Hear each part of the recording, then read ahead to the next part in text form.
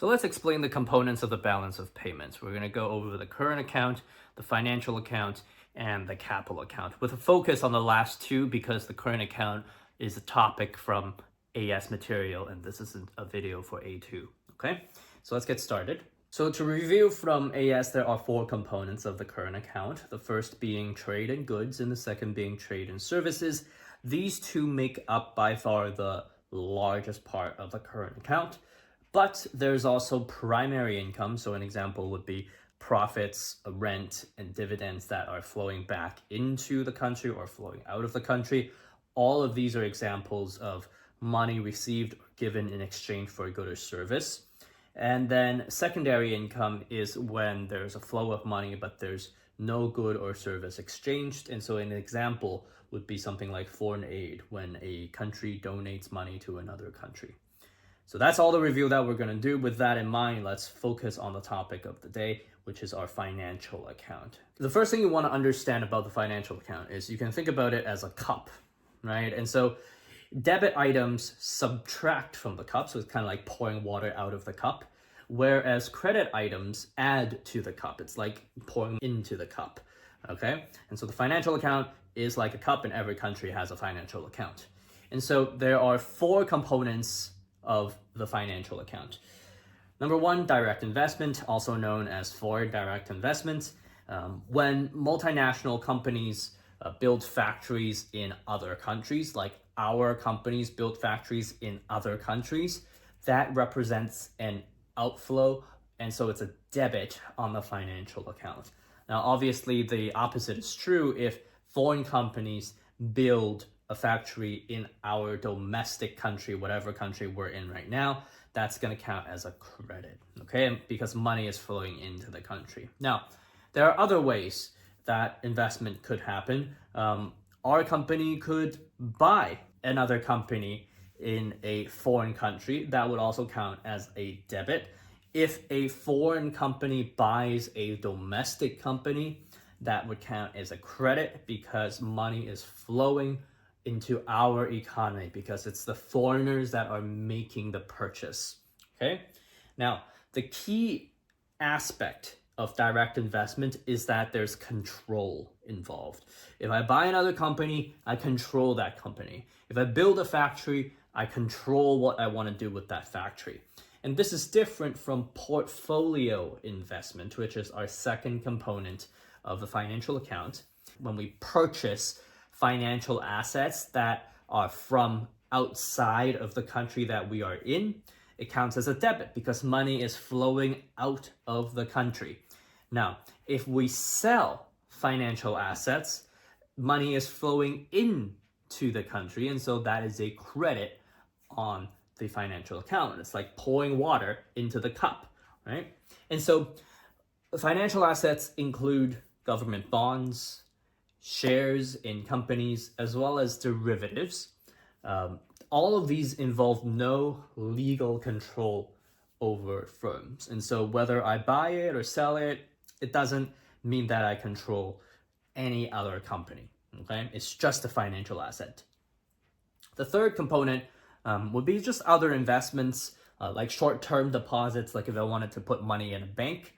We also call this hot money flows, right? Money that is looking for higher interest rates, higher payouts, usually moved around in the short term, as well as borrowing. And so when countries borrow money from another country, money flows into the country, and so that counts as a credit.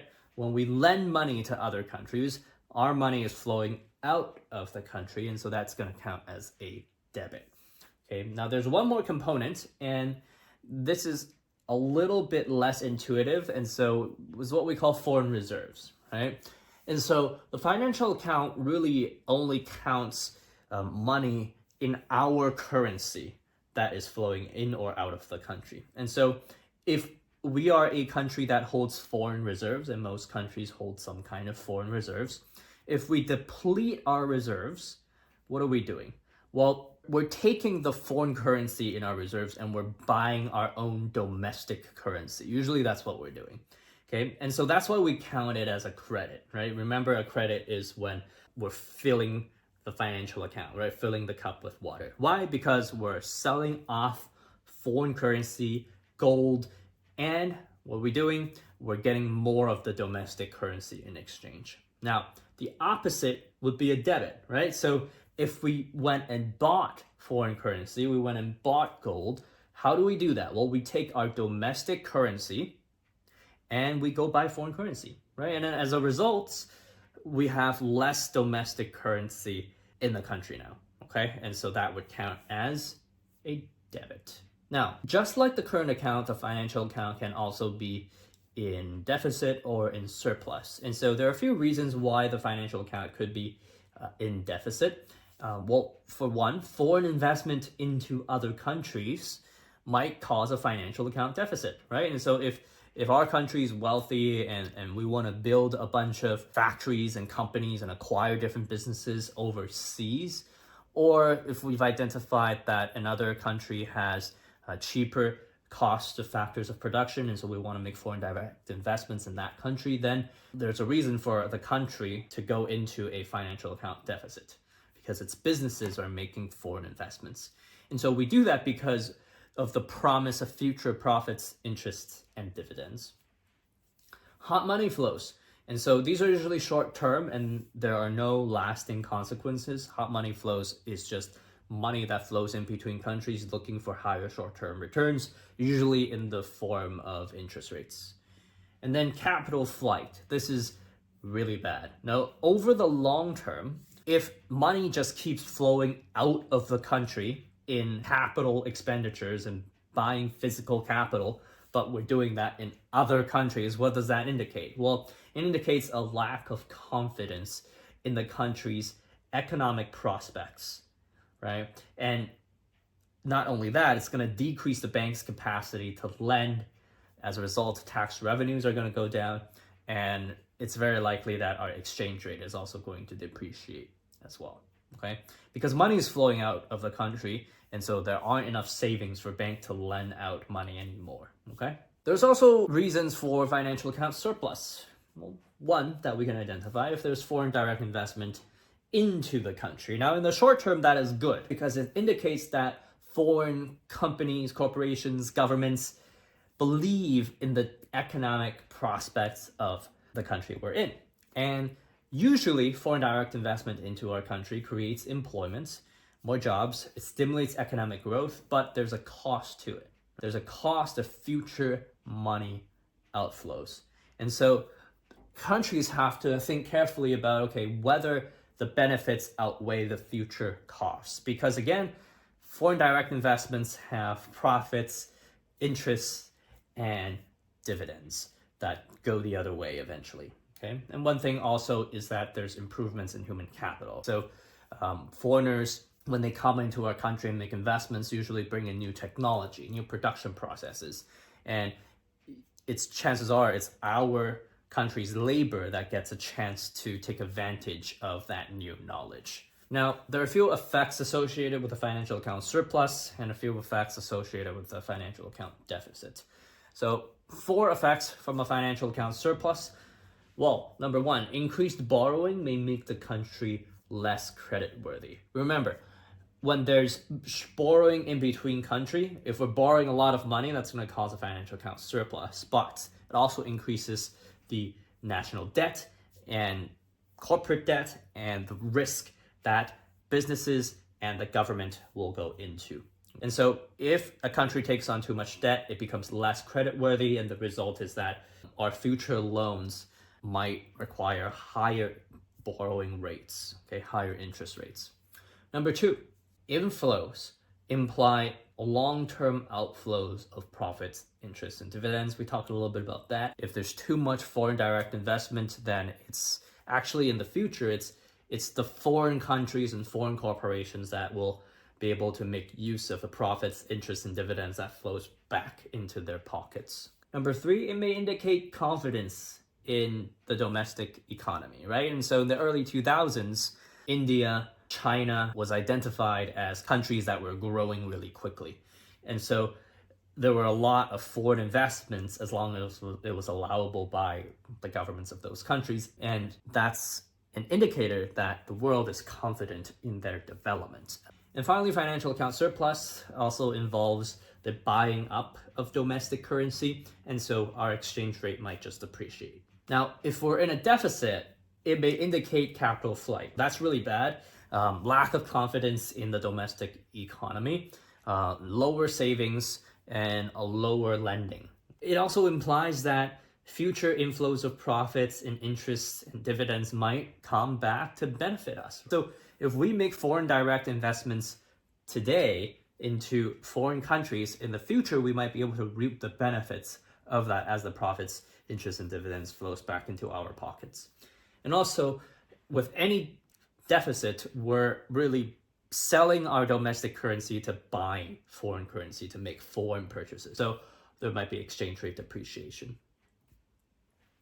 So that's it with the financial account. Let's talk a little bit about the capital account, but this topic usually doesn't come up on the exam just because it's such a small part of the balance of payments, but it's important to understand regardless. Now, what is included in the capital account? Well, there's non-produced, non-financial assets like government debt forgiveness, inheritance and death taxes count in the capital account, money inflows and outflows by migrants. And so if somebody's moving to another country and they're taking everything with them, that would count in the capital account.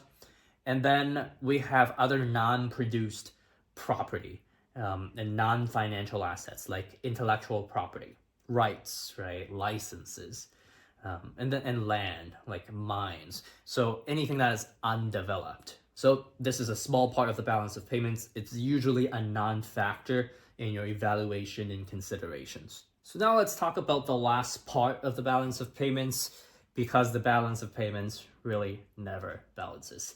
And so we're going to talk a little bit about net errors and omissions. But before that, let's talk about how the current account and financial account work together to balance the balance of payments. And so if we have an export-led country, we have a current account surplus, right? Because our net exports are positive. And so there's excess cash flowing into the country. And so what do we do with that excess cash? Well, we might purchase foreign assets with that, right? And this causes a financial account deficit. And so that's how the two accounts balance the balance of payments. And so think about a country like China, totally export-led. And so China will then use that money to purchase foreign currencies so they can manage their exchange rates and control the amount of trade that flows through the country. The opposite is true for a country like the United States. If we have a stable country like the US that runs a financial account surplus because they have the world reserve currency, a lot of people like to hold US dollar denominated assets. And so as a result, the US has a financial account surplus. And because they have this financial account surplus, they're able to run current account deficits, which allow their citizens to enjoy a larger variety of goods and services. Even with that in mind, the balance of payments doesn't really balance. And so there are measurement mistakes, there's misreporting, there are exchange rate fluctuations, and sometimes data is incomplete. And all of this results at the end of the day in a net errors and omissions account to balance this balance of payments. It's not technically a part of the balance of payments because there's only 3 parts to the balance of payments, but because it never balances in the end, we make it balance with net errors and omissions.